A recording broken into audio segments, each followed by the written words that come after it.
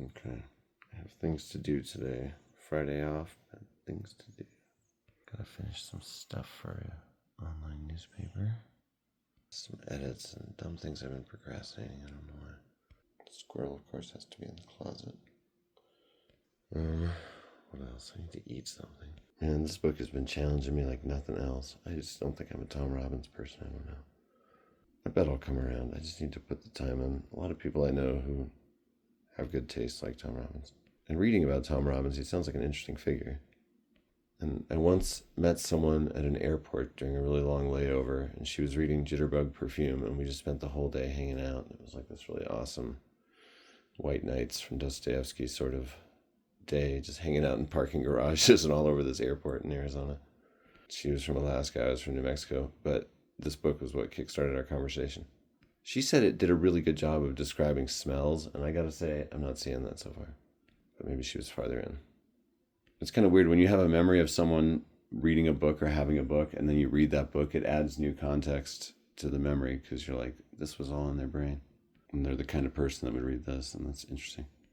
Ultimate fate for a book to become decoration. But this is a good kind of decoration because you can still read it. Like if I researched Death Valley, I'd break this thing out. But it's an old book anyway and probably shouldn't be handled much. It does submit it to more sun damage hanging it up, but hey, you can only fight entropy so much. You can try so hard and get so far, but in the end, it doesn't even matter. Someone from my town once got famous for stalking the Linkin Park lead singer. It was in all the news. Somebody that worked at one of the bases.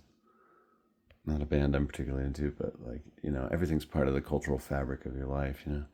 Cats knocked this plant over and pulled it out of its pot last night. Clean up over here more. And knocked dirt all over. That's a new twist for this channel. The cats are at war with the books. The plants are also involved, but they're just like a country that happens to have borders touching both other countries. Countries of the cats on the books. The dead plant kingdom's uninvolved. Just saw a roach soaking in the sink. That song Common People used to be true for me from Pulp,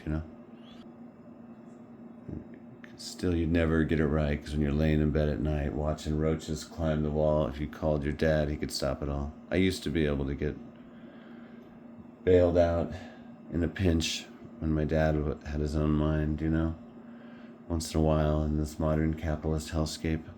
And it was true for all my siblings as well. I mean, they could, if they wanted to. But now it's like, nope. Now I'm like the narrator in the song Common People, and less like the figure. I've heard that song is based on nonfiction. A real bar convo, classic tune, with class awareness.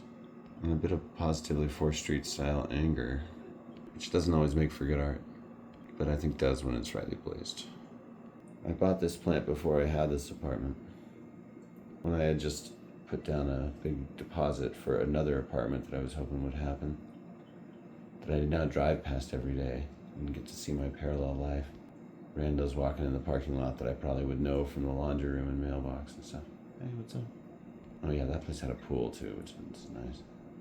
But I bought this plant just like as a gesture of optimism, Plants equal life, growth, greenness, viriditas, as Hildegard von Bingen called it. Anyway, I kept it at my first wife's kid's mom's house, first wife's / kid's mom's house for a while. And somebody put this in there, a little gnome. And later said to keep it with the plant. Anyway, this is the plant the cats tried to murder last night. Yeah, they had pulled it out. It's all loose in there. Great. Sadly, my daughter's friend died recently. Her name was Delyn, and she was a really cool person. And I don't know the situations of her life. She was just my kid's friend, but she was always really nice to me. She was a waitress at a local place and would always be friendly and cool. She had a van that was like the A-Team van. Like, exactly. She bought it that way, but she was a character. The same combination of like emo, goth, punk, pop that my daughter Anodyne is. Both really tall and pierced and counterculture. Tulum was great. And my daughter Anodyne has had so many friends die, it just sucks. The street is really close to everyday life here in Albuquerque. I mean, not for everybody. Some people lead a very insulated life depending on class and so on. There's areas of town like Sandia Heights that are separately incorporated because they're so fancy. There's like 4 and 5 story tall houses built back in the 80s there.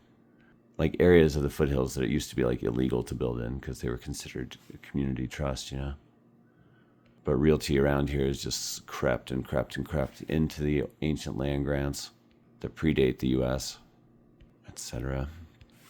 I had a long story ready to go for yesterday's video, but it just cut off randomly like phones sometimes do. Not because my phone was full, I recently emptied a ton of stuff, but because the little man inside the box got tired. That's my thought. It is funny how little most of us understand technology, but maybe knowledge of specialized sorts like that has just become so much more lateral, where it's like no one has the whole.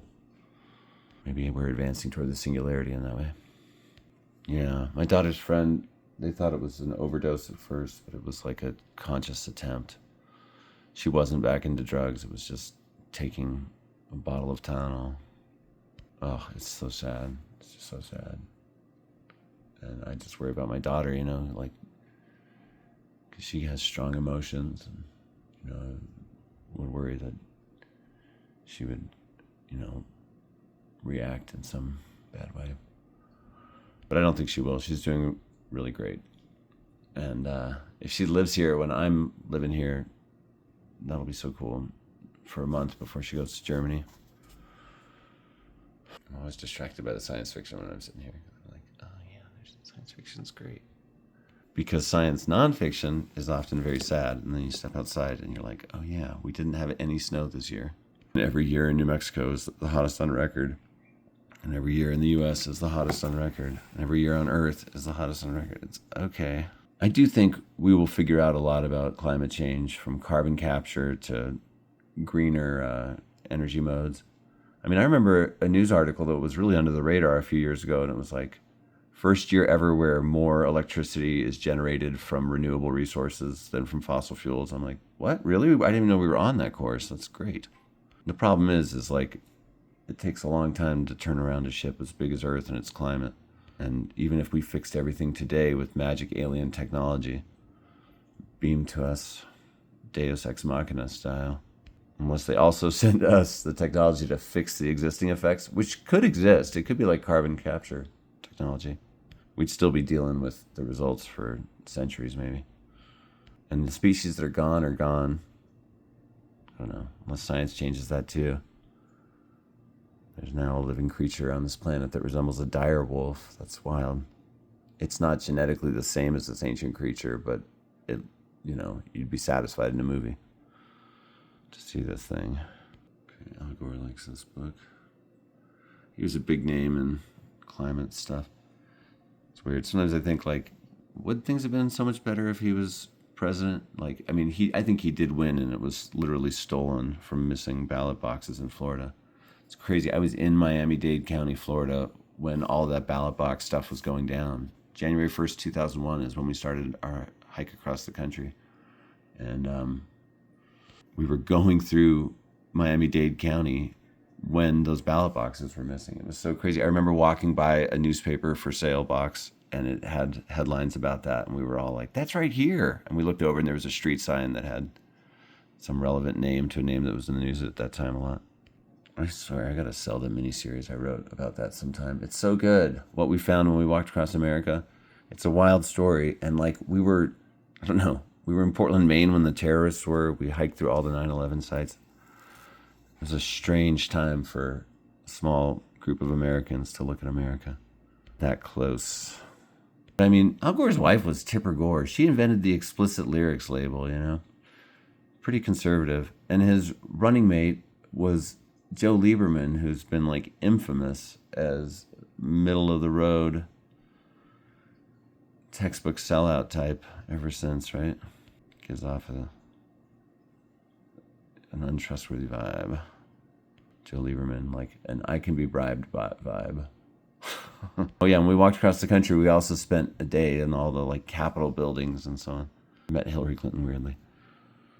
But global warming's a problem. I mean, yeah, if you read Elisa Gabbert's great book, The Unreality of Memory, which I am quoted in and really like this book, it's very good. If you read that, she says it's euphemistic to say climate change because even though climate variability is a big part of it all, and there are places where they'll actually get colder or drier or wetter or whatever, you know, because that's the sort of thing that happens when you max out a complex system, you know, unpredictable things. We've been maxing out the climate for a long, long time. People's attitudes about it are complex. I worked at this summer camp this summer that was kind of apolitical in that everyone kind of just left their politics aside. You can see like bumper stickers on people's cars once in a while, but mostly it was like a workplace type thing. You don't talk about this. A lot of these kids come from different backgrounds. A lot of the kids are privileged because you have to have money to go to a summer camp or be a scholarship kid. So you do get a mix. But even a lot of like really left-seeming types, the more like anarchist libertarian types, would be like, global warming's a hoax, man. They're just using that to manipulate. People who I like respected and liked, and I was like, that dude, no. Like, you can find really old newspapers saying like, this is going to be a problem eventually. We should think about this. There's some famous ones that get passed around the internet. One from the very early 1900s. It's hard to talk about, you know, any system within the system, you know, I mean, to criticize the system without. That's probably a risky shot. My neighbors are going to think I was filming you. But anyway, Elisa Gabbert says in that book that it's euphemistic to say climate change and not global warming because the number one effect will be global warming. And it is happening. And I think ocean acidification is a big deal too, the carbonizing of the ocean. Like, that's a complex, rich, lush system that is like the breadbasket of the whole earth, you know? The oceans were gone, which is actually something I'm imagining in this sci-fi novel I'm working on to some degree. That I'm going to NaNoWriMo in November, but I'm going to be so ready for it when I get to it. Anyway, I know Al Gore gets criticized for, well, there's a lot to criticize the whole Clinton era for. Turning the Democrats into what the Republicans were in the 80s. Deregulating media. Oh my gosh, that was insane. Not only did they destroy the regional radio market, but they made way for a world of monolithic propaganda. Yeah, actually some private equity company can just buy up all the small town newspapers and then throw out the hundreds of least profitable ones and just take their liquidity money, you know, what they're worth if fire sailed. Oh, now most of America doesn't have media anymore. They're not connected. Social media, that's it. That's something at least. But anyway, Al Gore gets criticized because of like flying on jets and so on, having a high carbon footprint, and then like, you know, buying credits to cancel it out while he's making documentaries and so on. I don't know. I think it's nice for a politician to have anything they care about, like any topic. And that's not true, not any. Not if they're harmful. Then I wish they would just stay home and do something else, get into woodworking, or in some cases, explore dangerous environments. Base jumping. Maybe you're really into base jumping, jumping off cliffs with tiny parachutes. But the fact is, the world is warming. We're pumping a lot of carbon into it. The oceans are acidifying. You know, these are things that scientists pay attention to and study, and, you know, facts are facts, ultimately. It feels slightly warped, like water damage. Don't love that. Oh yeah, I bought this in the beginning of the pandemic. Try to take care of it, because what an artifact.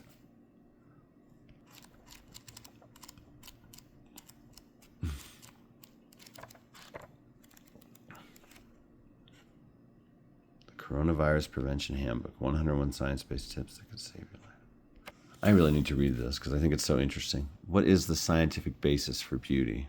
Symmetry. Why beauty is truth, a history of symmetry. What a topic. Wonderful history of symmetry. We'll read. I think I got this at UNM bookstore back in the day when I was working there.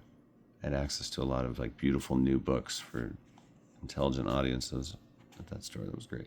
Oh, this was a very good book about the Big Bang. Though this one is very history heavy. It's a lot about how like the theory was developed. I started out with the steady state theory. Oh, that's a note of personal value. Ian at Frontier, Monday, 11 a.m. after doctor's appointment. Yeah. My one brief foray into street art was as a college undergrad. This guy was a really good artist, and I was like his helper, you know. And we did some great art pieces. turn this giant flood control dam, the one where Jesse waits to get a new identity in Breaking Bad, into a giant game of Pac-Man with stencils. We had stencils of cherries and ghosts and Pac-Man figures, and it was great. Power pellets. The dots, of course. You can see the traces of that artwork in the movie Terminator Salvation. Camera pans over a wall up to a robot-making factory. And that's that wall, that's the concrete baffles of the John B. Robert flood control dam, where I was later married. Crazy. My second marriage. Very picturesque. It was sunrise during a balloon fiesta. Yeah, this is a good book for like context on the debate over the Big Bang and how we got to a place where it's accepted with such certainty. Some form of it, at least, for sure. I don't think I ever had the cover on this one, or did I? It's got a black mark. Wow. Would definitely replace this with a nicer copy if I ever encountered one, even though this was the copy I read. I know this guy, Jonathan, I haven't seen him in a long time, but he told me if he reads a book, he has to keep that copy forever because it has memories. And not me. Edited by that Global Warming Books writer, Elizabeth Colbert. This is a great series. Anytime, if there's a topic you're interested in and you want to, know things, get these books. They're great. The Best American This or That Writing.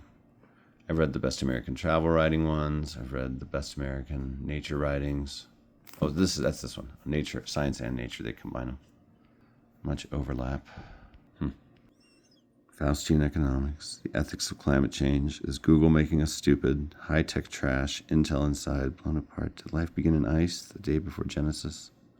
The Itch. Mushroom clouds. Silver lining. Lasted the Neanderthals. Virtual Iraq. Chain reaction. Wasteland.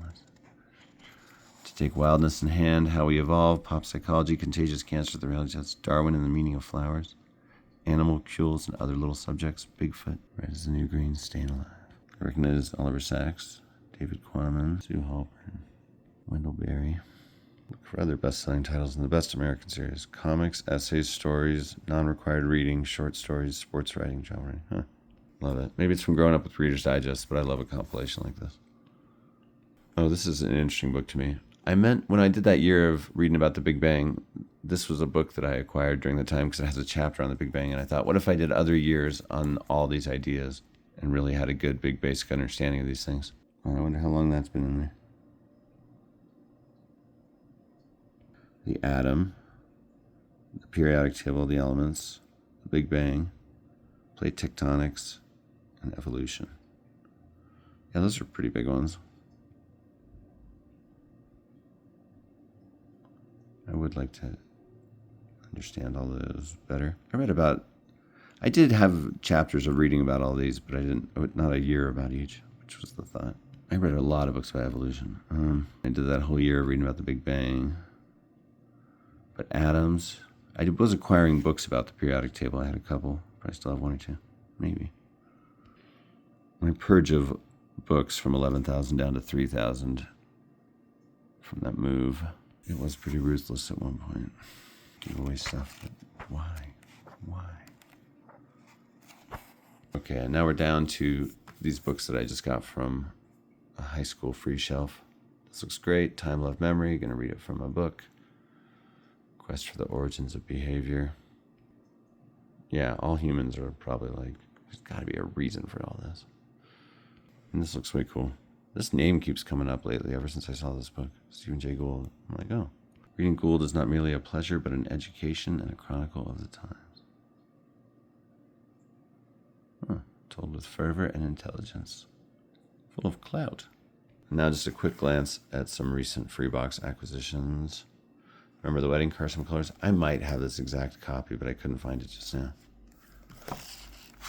Part of me is like, did I put this in that box and then pick it up months later? This looks cool. Got this one from my old high school that I've been working at too. Making documentary films and reality videos. It's always good to read about the craft of whatever you're doing. And as I've said before, if you could have I could have any career, it would be writing books and alternate that with making movies. I think that'd be so cool. First, I got to finish this giant book I've been working on forever. My second wife and I each filmed each other for a full year. She's a musician and I'm a writer. 5 minutes every day at least for the whole year, sometimes more. And I have all her footage on an external hard drive, and she might have all my footage on her parents' computer still. But we were going to make a documentary called This Will Be Our Year, and that year became increasingly ironic. It was the year of all these protests about APD being really violent, killing this homeless man named James Boyd. In part because this obnoxious homeowner who I've heard about just relentlessly hounded this person and tried to get police out there. Someone with a view of the foothills. Like treating the cops like they're their murder for hire service to clean up their view. And I've heard firsthand accounts of people that were in the courtroom when that person was testifying. Yikes. This is a nicer copy of Poetics than I have, even though it's got sticker residue on it and stampage. But, oh my. It was Aeschylus who first increased the numbers of the actors from 1 to 2 and reduced the role of the chorus, giving first place to the dialogue. That's incredible. Sophocles added the third actor and introduced painted scenery. That is so incredible. Again, there was a change in magnitude from little plots and ludicrous language since the changes from the satyr play. Tragedy came only late in its development to assume an air of dignity, and its meter changes from the trochaic tetrameter to the iambic trimeter. Huh. Indeed, the reason why they used the tetrameter at first was that their form of poetry was satiric, i.e. for satyrs, and hence more oriented toward dancing. But as the spoken parts developed, natural instinct discovered the appropriate meter, since all the metrical forms, the iambic trimeter is best. Since of all the metrical forms, the iambic trimeter is best adapted for speaking. To me, that is so interesting. I mean, that if you rewind storytelling, that plays were that simple and basic. I mean, maybe they were told elsewhere. People have probably been doing plays forever, everywhere. But as far as like modern dramatic culture, etc., it goes back to this. Though there is an even older book from India on writing drama. That's crazy. But I love that detail. That like at one point, they're like, you know what? We should add a second person to the play. Instead of just having one guy in the middle describing things, he could have like a conversation. Oh, Norton. Yep. Beautiful book. It might be a Norton. This just looked like a nice book on Darwin. And I'm like, how much of a snob do I want to be with a collection? Like, I'm okay with having some library stuff on my stuff. Some library books on my shelves. But I noticed this was on a free shelf, but I feel like this was like put there mistakenly or something.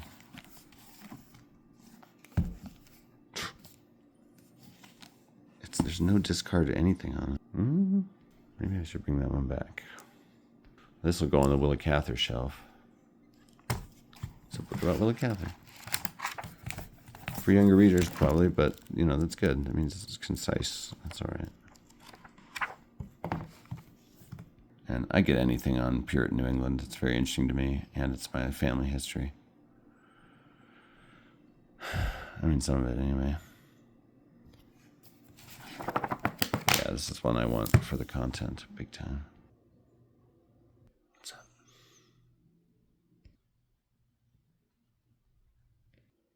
up? All that video, and I still never got to the crazy story of what happened yesterday. I definitely lived what could easily be adapted into an indie movie yesterday. I might write it up as an essay sometime. A very narrative essay. All right, we've now looked at 2 shelves from the science section. Next, another shelf from the science section. After which, another shelf, also from the science section. Then we'll just go like Powell Glen Canyon for one standalone video or two. I posted my 200th video the other day on this channel. I'm like, what? And I figured that if each video is on average 20 minutes, which that's not even right, because there's a bunch of short ones and there's some really long ones. But I think 20 is a safe average. That's like what I've been aiming for half the time. But that put me at like maybe at close to 72 hours of content. So you could totally go insane and just like listen to some guy talk about his bookshelves for 72 hours? Should you? Staying awake, just drinking Red Bulls, an espresso, stuff you bought at a truck stop, writing down your own thoughts all the while, occasionally crying. And then after this section, I think we should go to, I don't know, back to nonfiction? No, I think Southwestern, because this is over here by this these science books, and there is some science overlap there because there's books about geology and water and stuff. Like Virgin Flow to Dynamo is a very sciencey book about Lake Powell. And that's pretty fact dense. A River No More about the Colorado. It's like a dissertation. So that shelf will act as the bridge between the science books and the Southwestern books. And there's some that really should be in the Lake Powell Glen Canyon section, but they're over here because that shelf looks pretty full. Maybe I'll make it fuller when I read this shelf. In my next video, I'll tell the story of what happened yesterday, maybe. No one cares, Mike. Margarita Ra would care. Is that the best use for that frame? A piece of a Nietzsche cover? Sure, why not? Relic of childhood. My daughter set that up there and I just left it there. Some Garbage Pail Kids bonus prize bag item. Perhaps a symbol for America in some ways. There's a scene in T.C. Boyle's A Friend of the Earth where some punk rock teenagers in an environmentally devastated future are tripping out over the dead trees all over this beach. And whoa. And I think of future stuff like the whole cyberpunk genre and in particular the graphic novel series Transmetropolitan, which is amazing. And there is like a part of myself that like can just kind of access like an acceptance for just like, yeah, you live in a nightmare dystopian hellscape. That's just your reality. Like I'm jaded along with the rest of everybody else. Like I caught myself admiring this photo that won a magazine award of just trash on a chain link fence near an airport. And it was like, wow, that's so beautiful. Is it? Is it beautiful? Like, yeah, it is. And I'm so old now. She's like an old kid in that picture. Probably 12 or something. My neighbor is having a coughing fit.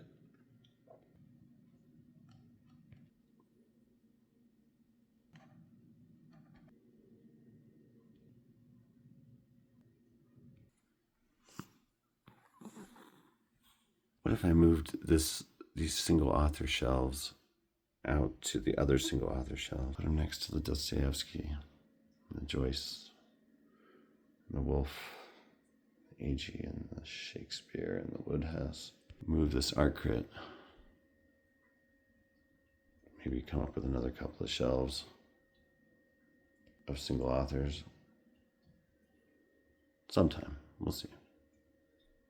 If you don't love Van Gogh, what are you even doing? That's right. Cats keep doing this. They knock a picture behind a shelf, and then I'm like, well, I'm never going to get that out for a long time.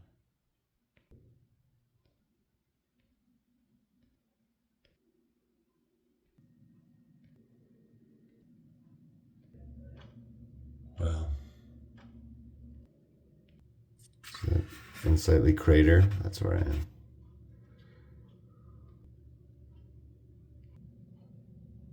Okay, and now it's time for the annual award show that I put on just for this shelf of science books in my apartment. Usually there's more pageantry involved most years. This year I'm just going to pull them off the shelf and tell you what. Best guidebook goes to The Cloud Collector's Handbook. This is great. Everyone should have a book like this in their car for at least a chapter of life. I did, and it was very rewarding. My neighbor needs a drink of water. Best author from this shelf, I think. I mean, there's some really good science writers like Timothy Ferris, but Oliver Sacks had a life of writing great books. Man Who Mistook His Wife for a Hat. Great anthology. I mean, it's not just an anthology, but it's an anthology of cases that he worked. Most beautiful book object on this shelf. Yes, I love it. Even the plastic coating is nice. Casing. Beautiful. Love it, love it, love it. Book I'm least likely to give away because I'll never see a copy of it again. And I love it. This is like the kind of optimistic sci-fi mentality I definitely have in part. Like, okay, if we're going to do this technological thing and lean into all that stuff, let's at least get cool. Journey into the cosmos. Transcend consciousness as we know it. This book is unique. An 8-step plan for colonizing the galaxy. Amazing. Let's get started. If I was an eccentric, wealthy person, I would try to genetically engineer microscopic life for dead planets and start just putting it all over the universe. See what evolves over billions of years, have some perspective. Be like the aliens in 2001. Of course, first you got to study the place, make sure there's not already some life there. And best science book from the shelf, I mean, this it's just a great idea. A State of the Universe. So good. I think I've read more Timothy Ferris, but this is a great book. Getting real advanced reader copy vibes from this back cover, but it's not. It's just a no effort, low effort design. I think I've seen James Gleick quoted on a few science books. He's like, I love to be quoted. Wow, that was a great award show. I'm sorry, I think you belong to the library. Maybe some zealous religious teen put you on the sale cart when you didn't belong to be there. You weren't supposed to be there. I could see this being weeded, but there's just none of the markings around that other one about being discarded. Oh, it's got a line, but that could be from when it was acquired.